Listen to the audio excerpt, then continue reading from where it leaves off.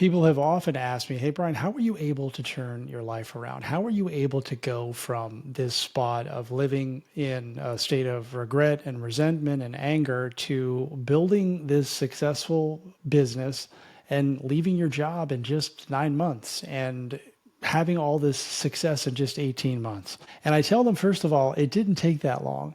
It took a long time. It took years.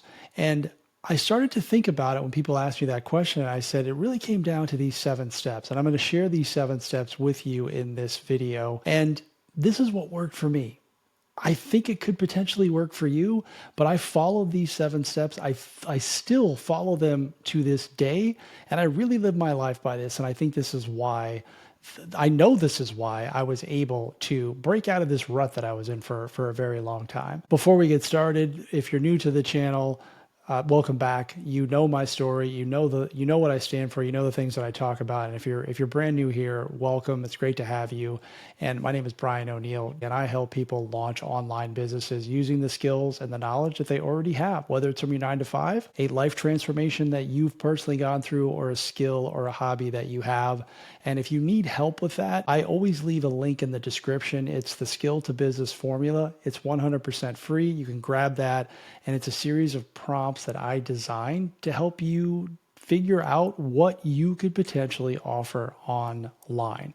Okay, so here are the 7 steps. The first one, and this is the most difficult, and if you can get past this step, the other 6 are very easy, I promise you. The first one is accept your situation. Take responsibility, own your life. Or as I like to say, own your shit. I spent the majority of my life blaming other people, pointing the finger at everybody else. Like, there's no way that it was me that was responsible for where I was in my life. That's not possible. It was my boss. It was this person. It was my ex. It was just anyone that wasn't me, right? All 10 fingers pointed in the opposite direction. Not a single one pointed at me. I don't know if it's a man thing, if it's an ego thing, whatever it is. I just wasn't willing to accept that I was the creator of my life, that I was where I was because of me. Is this thought process for everyone? Probably not. A lot of people will probably disagree with me.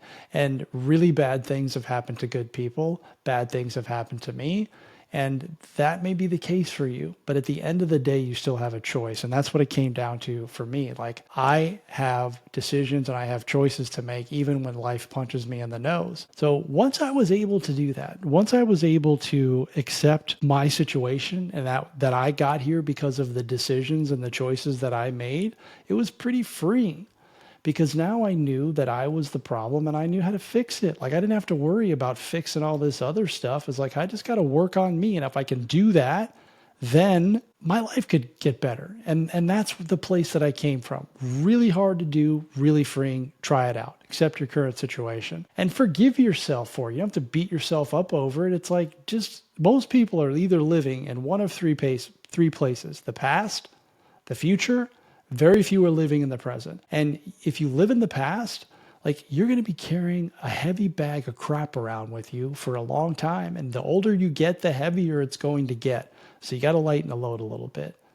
Free yourself from that, right? You don't have to beat yourself up over it. The second thing that I did, the second step, is I never really had a vision for my life. I had ideas and thoughts floating around in my head, but I never created a clear vision of what I wanted my life to look like, a plan, which is kind of ironic because I planned everything else. And if you think about it, you do. Like, we all plan vacations and we plan meetings with friends and we plan our lives. Like, a lot of us live by the calendar. Yet when it comes to planning the most important plan, which is the vision for your life, like, you just skip it.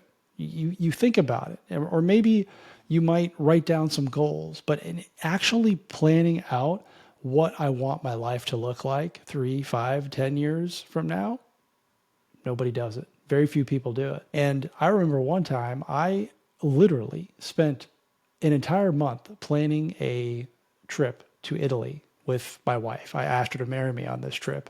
I mean, I had spreadsheets and I was planned down to the minute. It was crazy. And guess what? It was an awesome plan. Of course it was. Did everything go perfectly? No, things went wrong. But because it was so well planned, everything went to said plan. And same thing with your life. If you can do that, if you can plan stuff out, then the likelihood that you will actually achieve those targets and those goals is much greater. That's the second thing, is to plan the vision for your life. The most important plan you'll ever make. Once you have that, we get to step 3, which is to define the action items to get to that life vision. Now that you know where you're going, right? I like to equate it to, I used to fly in a lot of airplanes. The pilots always knew where they were going. They had a destination and they had a book, right? They had a flight plan. They knew, and they had all these contingencies in there. So same thing with your life. Like, you got to know where you're going. You got to know the destination, or at least directionally know where you want to go. Well, now you know, now you got to know how to get there. Like, what are you going to do every single day to get to that point, to live that life that you planned out that you want to live? Like, what does the current version of you need to do today to meet that person in the future? And also, we have to live in the present moment. We still have to enjoy it. We're on our way to a destination. We want to be better. We want to go somewhere, but you still have to learn how to enjoy your life as it is, right? Because happiness is a choice. It's a decision that you make every single day. You can, when you wake up every single day, you got a choice. Like, you can be miserable or you can be happy. That's why I have a gratitude practice, right? Every day I practice gratitude. First thing when I wake up, first thing when I go to sleep at night. It's literally changed my life. And that little tweak, 30, 60 seconds in the morning and at night, can really change everything for you if you do it consistently. I've been doing it since 2019. So many, many, many years. And it carries over and pours over into other areas of your life. And again, it's a choice. Like, there's a lot of things that can happen when I open my eyes, and I take control of it right from the get-go. And if you can do that, imagine what your life would look like. Like, you can choose to be bummed out that you got to go to work, or you can be like, you know what? It's pretty awesome that I woke up today. Thank you. Like, I got another shot at this, right? I can make it better. I get to be with my family. Like, as bad as my situation is, other people have it way worse. That's just the way I look at it. And again, I realize that not everyone's going to agree with that. And I'm not looking for validation here. These are the 7 steps that help me change my life. Number 4, once you establish what the action items are, the things that you're going to do today to get to that life that you define in step 2, is now you have to start looking at eliminating. Like, what are the things that I'm no longer going to do that don't serve you and are preventing you from reaching your goals?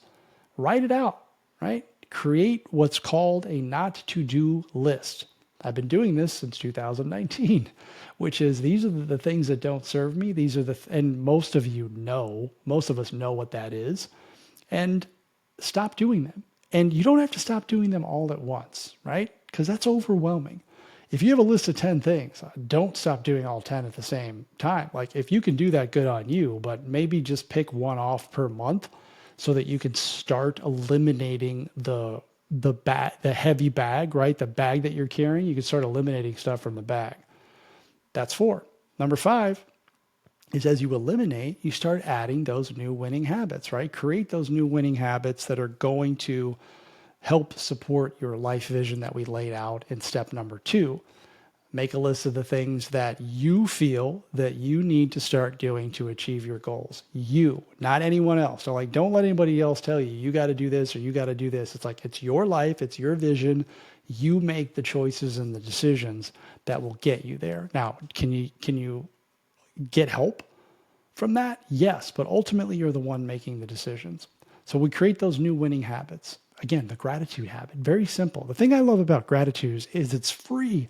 Anyone can do it. Like, you don't have to pay money to make a choice to be grateful. You don't. But you can think about other habits too, that of the areas of your life that you want to improve. If you want to improve your health and fitness, start eating better, start working out. Like, make sure that you're writing this stuff down. Create those habits, but commit to them by writing them down, by putting them in your calendar, by telling other people about it. Maybe you're getting accountability as well, and you have an accountability partner, but think of the areas of your life that you want to improve. Create those habits. Number 6, investing in your education. And I'm not talking about school or college. I'm talking about investing in you. And it's okay to hire people to help you. And this can be at all different financial levels. Like I have multiple coaches. I've had multiple coaches since 2019. And I also have a therapist. Like I've been seeing a counselor for 8 years. And that's something that is one of the more important relationships to me. And it helps me in my education and my coaching business. It helps me just become a better person. And it's something that I committed to a long time ago because, again, I was unwilling to accept my current situation. And now I always accept it. Like it's all on me. And regardless of the things that happen to me, like I am never a victim of my circumstances. I just refuse to live that way. And it's really helped me to know that I always have ownership and I always have a choice. So getting around other people who think that way, or at least are on that same path, is going to help you. So that's why I'm a big believer in investing in your education, especially for those of you who are watching and you're looking to start businesses or get better or make more money or get better at your relationships or get better in your health and wellness. Like you can have coaches for all of those areas. And I'm not saying you got to spend thousands and thousands of dollars. I'm just saying that investing in yourself and your skills, you can never go wrong with that. As long as you are showing up and committing and continuing to stack the wins, right? And something that I always say and something that I really live my life by is that life is about a series of small wins done consistently over a long period of time. Like that's how you win at life. I look at win the day. If I can do that, then I have a chance of winning the week. Then I can win the month. Then I can win the year. And then I can stack that up. And I can have a pretty darn good life. But it all starts with winning the day. Like, how can I make today awesome? And then I wake up and I try to do the same thing tomorrow. You know what? And sometimes I miss. I really do. And we all miss. That's okay. Because the next day, same thing. Gratitude. Hey, I got another shot. I got another shot to make this better, to really go after it here. And just invest in you, in your skills, whether it's podcasts or reading books or seminars, or even if you're taking courses. Now, there's such a thing as overdoing it. You got to be careful with that because you want to make sure that you are putting this stuff into action. The fastest way to learn is always by doing, but you still want to have a base of knowledge so that you can learn the skill, right? And get yourself better. So don't be afraid to invest in yourself. The seventh step, the last one, relates to complacency, right? I always want you to be looking to level up your life. Always check your goals, right? Because you are always going to be in your comfort zone. Like you're going to be in your comfort zone, then you're going to get out of it a little bit, level up, and then you'll be comfortable there, especially if you get to like the top of maybe, I'll use a real world example. And it's something that happened to me. And it's something I see happen quite a bit. And I always encourage any of my students to do this. Is I joined a mastermind group in 2019, and I came in at the bottom, right? I was scared. I didn't know that I belong. I didn't think I belonged there. I was nervous, and I'm like, I'm probably not cut out for this.